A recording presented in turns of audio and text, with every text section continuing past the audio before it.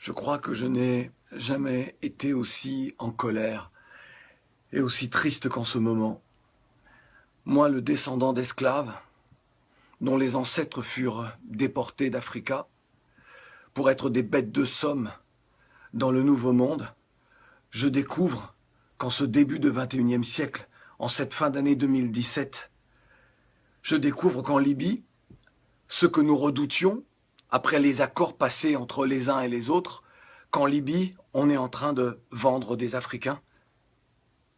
Là, en Libye, on vend nos jeunes qui, parce qu'ils ne pouvaient plus supporter le manque de vision d'avenir dans leur propre pays, ont décidé de partir, de braver le désert, de braver la mer, de braver la violence des groupes armés, de se retrouver humiliés en Europe en arrivant, que ce soit à Lampedusa ou ailleurs.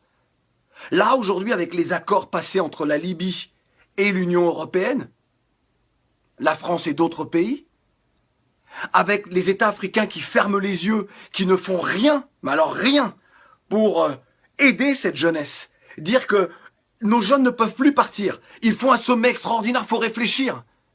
Aujourd'hui, on est en train de vendre, là, des Africains, des jeunes, nos jeunes. On les enferme dans des cages, puis on les vend aux plus offrants. Et ça ne vous fait rien. Moi, le descendant d'esclaves, j'ai la haine. Je me demande que faut-il faire. Après cela, il faut que l'on nous dise qu'il faut aimer ce monde, il faut respecter les institutions telles qu'elles soient. Alors que moi, je vais rester là, à ne rien dire, à ne rien faire, alors que, là encore, ce soir, un reportage de France Info nous montre ces jeunes que l'on vend. Et personne ne dit rien. Les dirigeants ne disent rien. Les intellectuels ne disent rien. Les journalistes ne disent rien du continent. Personne ne se révolte. Les footballeurs qui ont les moyens ne disent rien.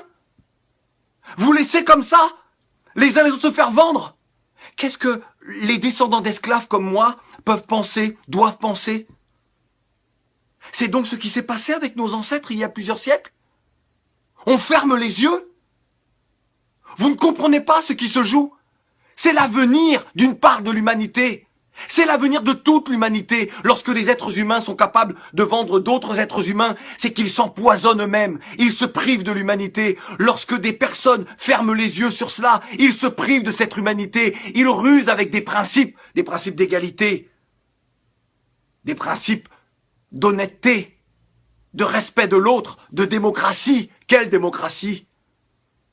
Et celles et ceux qui subissent ça ne sont donc plus des êtres humains? C'est ça que vous acceptez aujourd'hui? Vous voulez quoi? Jusqu'où devons-nous aller pour nous faire entendre? Et là, je m'adresse aux dirigeants africains. Levez-vous, faites quelque chose. Vous voulez quoi? Que je vous supplie? Vous voulez quoi? Que nous entamions des grèves de la faim? Pour que vous réagissiez?